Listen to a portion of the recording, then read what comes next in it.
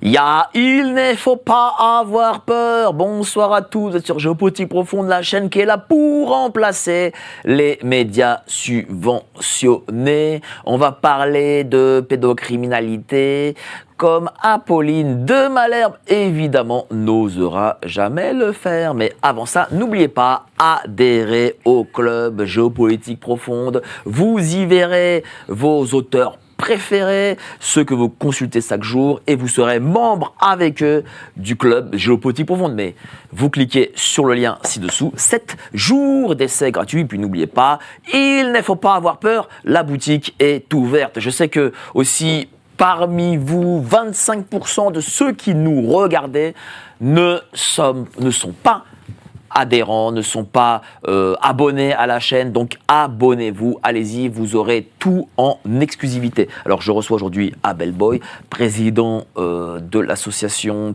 Tous Uniques, Tous Unis. Bonjour cher Abel. Bonsoir. Comment ça va? Très bien, toujours un plaisir d'être là.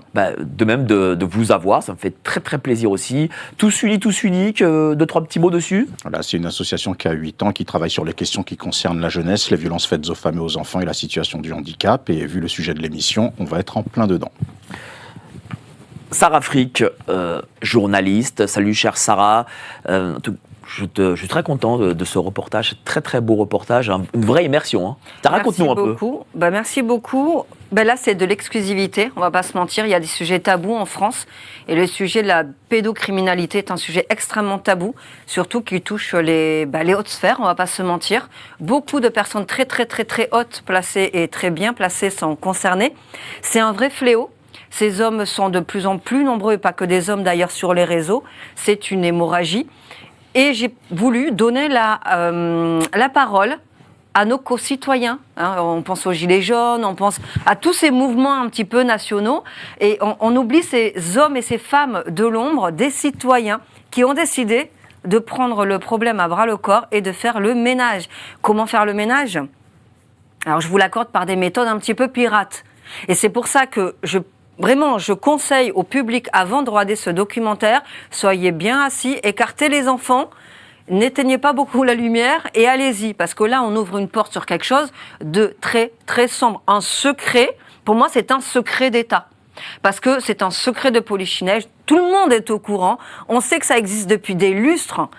C'est vraiment très très ancien. Et pour autant, l'hémorragie, c'est maintenant en 2025. Vraiment, c'est en 2024. En 2025, les vannes sont ouverts. Et nous, on a décidé d'ouvrir une porte, de donner la parole à ces personnes que je n'ai pas pu rencontrer directement. Parce que croyez-moi, même moi, j'avais un peu peur. J'étais pas rassurée. Parce qu'ils ont différentes méthodes, et on est allé jusqu'à donner la parole aux Anonymous. Je ne sais pas si tout le monde se rend bien compte de qui sont ces hommes et ces femmes, et ils m'ont fait confiance. Ainsi que des lanceurs d'alerte, comme notre ami qui est ici, Abel, et qui fait un travail de terrain formidable. Je pense que les Français doivent être au courant de la situation sur le terrain, sur les réseaux. Quand ils donnent un téléphone à leur enfant, en fait, ils font rentrer le loup dans la bergerie. Maintenant, il s'agirait d'être responsable jusqu'au bout. Je ne les accable pas, c'est juste qu'ils ne sont pas au courant. Et j'ai testé quelque chose d'un peu fou, c'est que je me suis rajeunie avec une application. On a l'impression que j'ai 13 ans, clairement, avec des dents d'enfants de 13 ans. Et j'ai décidé de tester pour ton public, d'accord, pour notre public, différents réseaux. Et en fait, je montre les messages que je reçois avec des propositions de très obscènes, de baisser ma culotte, d'envoyer mes petites fesses de 13 ans. Et pour ça, j'aurai de l'argent de poche. Je conseille vraiment à ton public d'aller voir. Oui, GPTV, investigation, allez-y. C'est 25 minutes de reportage. Mais vraiment, c'est fou, quoi. Moi, franchement, quand j'ai vu ce reportage, cher Abel, je me suis dit, putain, quand même, on vit dans une drôle d'époque, un drôle de pays, quoi. Bien sûr, on vit dans un drôle de pays avec une réalité parallèle. Moi, en tant qu'acteur de terrain, je vais donner 2 exemples concrets parce que quel est le premier cercle où l'enfant est censé être en sécurité? C'est la famille. 2 exemples. Un jeune qui a été victime d'inceste, et pas par un homme, par sa mère et par sa tante, d'accord? Et qui a été livré à toute la famille. Et il est arrivé à l'âge de 13 ans, sa relation était complètement perturbée avec le corps féminin, c'est-à-dire que si ce jeune homme, ce jeune garçon, je le mets à côté de vous, Sarah, il va chercher à vous toucher des parties sensibles, d'accord? Donc voilà, là on est dans un cas plus anonyme, et puis on a eu un cas que j'ai reçu il y a quelques jours à peine du côté de l'Oise. Et je fais exprès de dire ça parce que bientôt on va balancer le nom entre Senlis et Compiègne, où il y avait des tournois de cartes qui se faisaient entre adultes et le gagnant avait le droit de coucher avec un enfant handicapé avec la bénédiction des parents. Donc les gens peuvent aller voir entre Senlis et Compiègne et proche d'un coin qui s'appelle Brasseuse, voilà, pour mettre un petit peu la pression. Et on voit qu'il y a cette réalité parallèle avec des complicités, et c'est bien pour cela que cette réalité perdure. Parce que s'il n'y avait pas de complicité à un certain niveau de la société, je pense qu'on aurait été beaucoup plus efficace dans le combat. Justement, je voulais quand même rajouter une chose. On a vu des images très choquantes, et c'est normal, et c'est très très bien d'avoir justement de vouloir choquer. Moi, ce qui me rend un peu triste, je le dis très sincèrement à nos spectateurs, c'est que cette vidéo, pour moi, n'a pas eu le succès escompté, malgré la qualité de cette vidéo, de l'enquête. C'est-à-dire que les gens, ils sont très intéressés par les élites, machin, tous ces trucs, très bien, on le fait. Mais lorsqu'il s'agit de la souffrance de nos enfants, j'en avais parlé avec Farid DMS Debat, qui avait fait une marche, il avait fait le Tour de France contre la pédocriminalité, et il m'a dit un truc, et je pense qu'il n'a pas tort, c'est qu'en fait, le sort de nos mômes, malheureusement, la grande majorité des gens s'en foutent, en fait. Parce que c'est banalisé. Je vais être très clair. Très clair. Quand on voit l'affaire Betaram, on a eu la news, le choc, c'est retombé comme un soufflet. Alors qu'il y a d'autres écoles similaires. Excusez-moi, quand on voit ce qu'a reçu comme peine M. Morandini, qui est toujours à l'antenne, et ça pose pas de problème. Il y a personne qui s'est dit on va faire quelque chose. Rien de mal contre lui, mais en tout cas une pétition, réagir. En fait, le problème, c'est que c'est ancré. Sauf que je voudrais dire au public, réveillez-vous. Les enfants d'aujourd'hui, c'est les adultes de demain. Vous voulez une société encore plus malade qu'aujourd'hui ? Alors là, moi, je suis un peu étonnée. On a quand même donné la parole à des co-citoyens. Le mouvement des Gilets jaunes a intéressé tout le monde. Alors certes, et on parle d'élite dedans. Mais à un moment donné, si on ne balaye pas devant sa porte, si on n'est pas nous-mêmes responsables de ce qui se passe devant chez nous, comment on y arrive ? Tu sais, on est une époque où chacun se déresponsabilise, et je le vois de plus en plus depuis la crise sanitaire, où en fait, tiens, je vais prendre l'exemple des boulangers. Moi, j'ai suivi les boulangers il y a 2 ans, à l'époque où on parlait d'électricité qui allait monter x5, x6. Pourquoi le prix de l'électricité a monté x5, x6 ? Parce que l'État a fait le con. C'est-à-dire qu'il allait sur le marché européen, et donc voilà. Et qu'est-ce que sont fait les boulangers ? Au lieu d'aller, au lieu de, je sais pas moi, de trouver une solution, ils sont partis taper chez l'État en disant ouais, donnez-nous du fric. Et moi j'ai l'impression que les gens dorénavant en France, c'est ça en fait. Ils subissent pour moi. C'est pas qu'ils subissent, c'est que ils s'infantilisent et ils pensent que l'État qui leur veut du mal va les soutenir. Et ils se déresponsabilisent et donc il y a des choses qu'ils ne veulent pas voir. Je ne sais pas ce que vous en pensez. Vous êtes d'accord avec moi peut-être ou pas ? Moi je pense que tu as raison. Moi je le vois à travers différentes... je pense même à l'affaire Outreau, qui a fait un bid phénoménal, un scandale et un bid comme l'affaire Betaram. Et c'est pour ça, là où j'y crois quand même, c'est qu'à travers le documentaire Chasseurs de pédos, quand les citoyens décident d'agir, c'est que maintenant ce sont les citoyens. Ils n'attendent plus la police, ils n'attendent plus les députés, ils n'attendent plus l'État. Oui, mais par exemple, on a reçu les chasseurs de pédos, c'est une grappe de gens, quoi. C'est une poignée de gens. Derrière, hein. Oui, mais c'est peut-être, allez, même s'ils sont 10 000, on va dire, on est 70 millions d'habitants. Enfin, je ne sais pas si on le comprend, quoi. Et je veux dire... les 70 millions d'habitants, ce qui se passe, on va dire les 40 millions d'adultes s'en foutent de ce qui se passe à nos moments. Il faut se dire les choses. Hein. Alors, moi, je dirais pas qu'ils s'en foutent, mais je pense qu'il faut des exemples iconiques pour que la parole se libère. Alors lesquels tu prends l'exemple de Weinstein, ce grand producteur américain avec le mouvement MeToo. Il a fallu qu'un monstre sacré du cinéma tombe pour que la parole se libère. Concernant Betaram, moi je pense qu'il y a une volonté d'étouffer, à commencer par la volonté de François Bayrou lui-même. Parce que sur le terrain, les gens commencent à parler. Et sans compter que quand vous êtes sur le terrain, il y a énormément de gens qui ont vécu de la pédocriminalité et c'est très dur d'en reparler. Je donnais l'exemple d'un exemple qui s'était passé entre Compiègne et Senlis. Dans ce réseau, on a découvert qu'il y avait 2 élus, dont un élu très important des Hauts-de-France. Et je pense que le nom va bientôt sortir parce que sur le terrain, les gens en ont marre. Donc je pense que pour que la parole se libère, il faut le courage d'un cas iconique qui va être transféré aux autres victimes. Mais c'est très difficile d'affronter un système. Oui, mais t'as raison. Les Américains, par exemple, eux, se mobilisent. Quand il y a des grandes manifestations en Amérique, quand il y a voilà, eux, ils se mobilisent. T'as l'impression que vraiment, c'est un peuple qui a envie, tu vois. Ouais. Mais ici, moi, j'ai fait des manifs contre la pédocriminalité. À Paris, Hôtel de Ville, République, machin. Si on était 30, 40 à tout casser... Mais c'est grave. C'est véridique, hein. Je venais pour filmer, tu vois. Et si on était 30 ou 40, ah putain, c'était vraiment le bout du monde. Oui, mais parce qu'à l'époque, les gens pensaient que c'était des théories du complot, de je sais pas quoi. Aujourd'hui, les affaires, elles sortent. Les affaires, comme le dit très bien Abel, sortent les unes après les autres. Donc il faut quoi, à un moment donné, pour que la majorité des Français se réveillent ? Eh bien, il faut quoi ? Qu'une minorité de Français décide de porter des masques, c'est ce qu'on voit dans le documentaire, et décide d'agir. Pour rebondir sur ce que disait notre cher ami Abel, l'affaire P. Diddy, vous n'avez pas l'impression que ça retombe comme un soufflet, là ? Oui, ça c'est sûr. Vous n'avez pas l'impression qu'il va passer entre les mailles du filet ? Vous n'avez pas l'impression que la justice américaine est en train de démonter le dossier ? Exactement comme toutes les autres affaires. Le problème, c'est qu'il faudrait que chaque habitant aux États-Unis, en France ou ailleurs, on se serre les coudes. Il faut qu'on se sente responsable. Quoique en Amérique, ils en ont beaucoup parlé et ils ont foutu P. Diddy en prison. Alors que l'équivalent du P. Diddy en France, ni on en parle, ni on le fout en prison. Il ne sera jamais en prison parce qu'il y a une politico, je ne sais pas quoi, en France, qui fait que ce n'est pas possible. Il va manger du sursis, un bracelet électronique, regarde, je ne sais quoi. Par exemple, on a fait une émission il y a 2 mois sur la réponse de l'affaire Epstein qu'on a fait à Complément d'enquête. Non, ou Envoyé spécial, un des deux, je ne sais plus. Parce que l'Envoyé spécial, Envoyé spécial a fait un reportage sur Epstein. Et j'avais eu avec moi le premier qui a écrit sur l'affaire Epstein en France. Et en fait, pour eux, l'affaire Epstein, c'est juste Epstein qui est un peu vicieux, avec son pote qui est vicieux aussi, et qui ont détourné des mineurs. Alors que c'est une affaire d'État. Qu'est-ce que vous pensez, vous, justement, du traitement ? Est-ce que aussi le fait que le média traite ces affaires de cette façon-là, est-ce que ça aussi, ça fait que les gens ne se sentent peut-être pas concernés ? Pour moi, clairement, sur les chaînes dites principales, on ne parle pas vraiment de ce sujet, ou sinon c'est une fois dans l'année. À part si je me trompe, vous me rectifiez.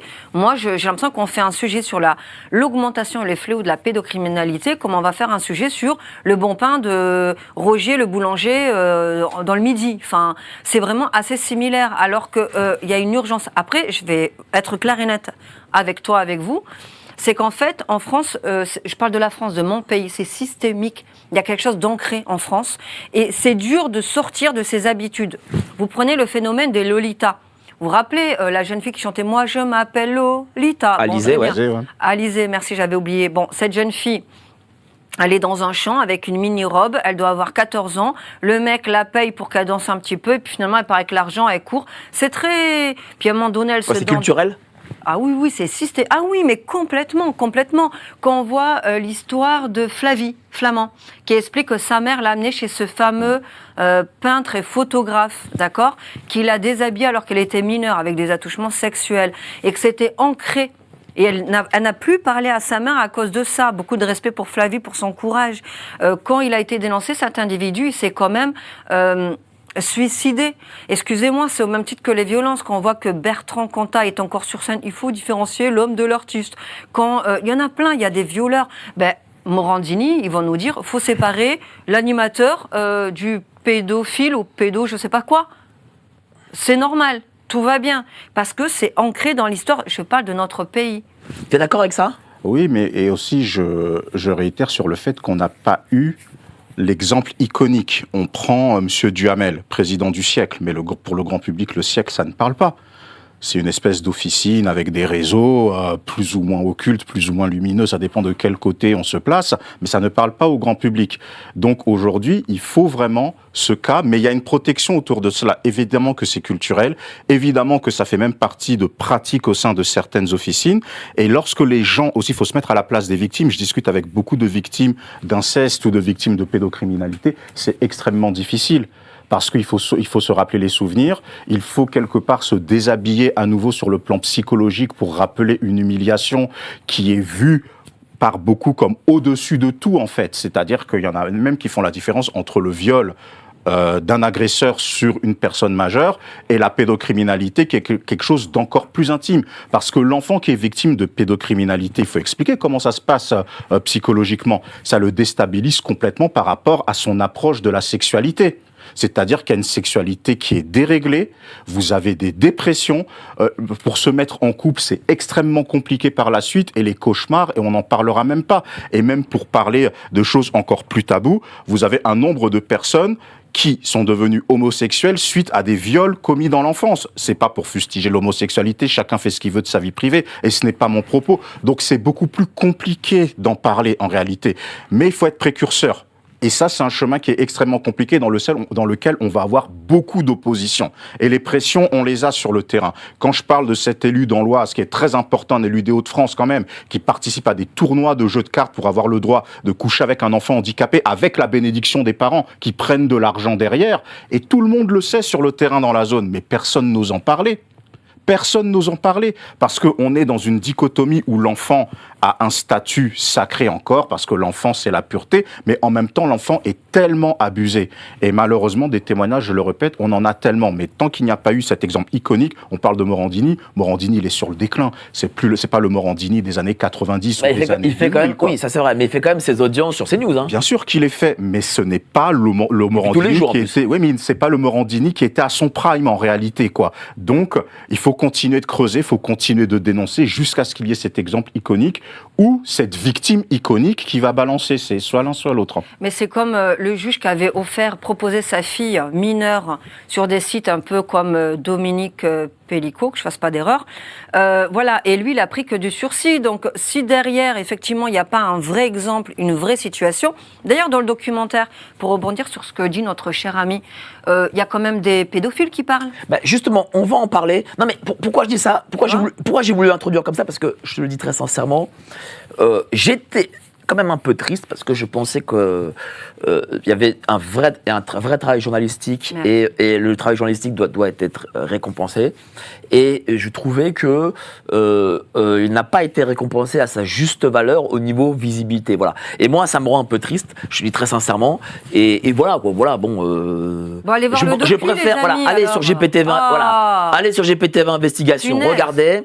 Et voilà, et moi, je fais pas de politiquement correct et tout. Lorsqu'un truc me peine, eh ben je le dis, même si c'est face à notre public, voilà, je préfère le dire. T'as raison. Et alors, tu as interviewé Tony, ancien addict à la pédopornographie. On va mettre un petit extrait et on va commenter ces images. Sur un site russe, c'est là où en fait j'ai le plus navigué. J'ai vu qu'il y avait ce qu'on appelle du peer-to-peer, des échanges d'images, de vidéos, etc. Donc il fallait avoir des images pour pouvoir échanger, pour obtenir des images qu'on n'avait pas nous-mêmes, etc. Enfin, c'était un monde... On avait des liens sociaux, entre guillemets, des liens sociaux particuliers. Voilà. Alors, il y a des gens qui m'ont demandé pourquoi est-ce que tu as décidé, tu vois, d'interviewer des pédocriminels. Parce que les pédophiles, alors il faut faire la différence entre pédocriminels qui ont touché des enfants et pédophiles qui ne les ont pas encore touchés, ça ne les dédouane pas. Les pédophiles tirent la sonnette d'alarme. Alors si des pédophiles ou d'anciens pédos tirent la sonnette d'alarme, c'est qu'il faudrait peut-être se réveiller, je ne sais pas en fait. Pourquoi ? Même eux, ça les choque ? Mais bien sûr, Tony l'explique. Lui, il avait 25 000 fichiers. 25 000 fichiers. C'est quoi, ça veut dire 25 000 photos ou vidéos ? Et vidéos, voilà. Et à un moment donné, il a tellement lui-même été choqué par ce qu'il a vu qu'il s'est rendu à la gendarmerie. Il a dit, c'est plus possible. Là, c'est devenu banal, mais tellement accessible et banal. Mais sur toutes les plateformes, vous pouvez les retrouver. Ils se disent, attention, vous savez, il y a les collectionneurs de petits soldats. Ok, les pédophiles et les addicts à la pédo, du coup, ce sont de subtilité, se disent collectionneurs. Voilà, ils se servent où ? Sur vos réseaux. Vous avez des enfants, vous les montrez, peut-être pas vous deux, le public, vous les montrez ? Ils se servent. Donc peut-être que vous n'êtes pas allé visionner le documentaire, mais réveillez-vous. Mais ils se servent. Comment tu as fait justement pour pouvoir contacter un ancien, parce que il se marque ancien consommateur de fichiers pédopornographiques, mais Est-ce qu'on peut vraiment, est-ce qu'il est vraiment ancien, ça? Bon, je sais pas. Il a travaillé sur lui. Il dit qu'il est il est abstinent. Et vous savez que c'est comme l'alcool ou toutes les addictions, les drogues. Tôt ou tard, on peut retomber. Maintenant, j'ai eu de ces nouvelles tout à l'heure. Je vous le dis honnêtement, je l'ai eu au téléphone. Ouais. Il tient. Il a perdu quelqu'un de très cher. Il tient. Il veut pas retomber.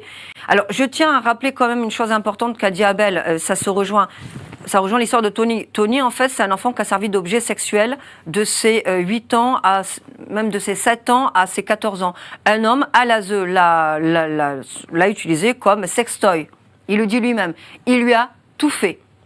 Tout fait. Violence et sexe, tout ce que vous pouvez imaginer sur quelqu'un, il a fait à ce petit garçon.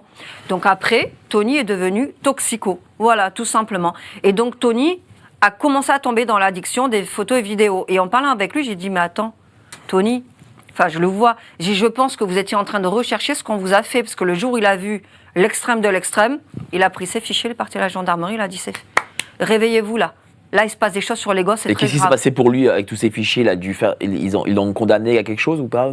Non, parce qu'ils ont considéré qu'il avait assez souffert, donc du coup, ils l'ont condamné à être soigné. Il a été effectivement interné, et il a été suivi, et aujourd'hui, il est abstinent. À travers nos émissions, on essaie de vous fournir le meilleur de l'actualité sans langue de bois. Malheureusement, YouTube est notre limite. C'est pourquoi avec notre équipe d'experts, on passe à la vitesse supérieure à travers notre revue mensuelle. De l'économie à la politique en passant par les domaines scientifiques, on vous livre des analyses inédites sans aucun tabou en version papier et livrées à votre domicile. On s'évertue à être cohérent dans notre démarche d'émancipation financière et intellectuelle, et c'est pourquoi on veut vous accompagner devant comme derrière l'écran grâce à notre lettre confidentielle.